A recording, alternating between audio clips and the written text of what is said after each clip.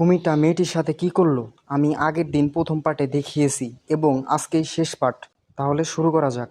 ভয়ে মেয়েটা সঙ্গে সঙ্গে মাকে ফোন করলো, মা দুটো মুরগি নিয়ে এখনই আসো। মা সঙ্গে সঙ্গে দুটো মুরগি নিয়ে আসলেন এবং মেয়েটির প্রিয় কুকুরটাকেও নিয়ে আসলেন। মেয়েটি বললেন, মা মুরগি দুটো তাড়াতাড়ি পানিতে ছুঁড়ে দাও। ভাবলো কুমির খেয়ে শান্ত হয়ে যাবে, কিন্তু সমস্যা হয়ে গেল। পানিতে কুমিরের সংখ্যা এত বেশি ছিল, দুটো মুরগি খেয়ে যেন তাদের মন ভরে নেয়। মেয়েটার এই সময় দেখে তার কুকুরটা তীরে দাঁড়িয়ে মজা নিচ্ছিল। কষ্ট হলেও মেয়েটা চিৎকার করে বলে, মা ওকেও ফেলে দাও, এখন শুধু ওই পারে আমাকে বাঁচাতে। কুকুরটা পানিতে পড়ে তীরে সাঁতরে আসতে আসতে এতক্ষণে মেয়েটি দৌড়ে পালিয়ে যায়। আবার কিছুক্ষণ পর মেয়েটা কুকুরটাকে বাঁচানোর জন্য ফিরে আসে। এখন মেয়েটা কুমিরকে বলে, আয় আমাকে খেতে চাস, তাহলে খা দেখি।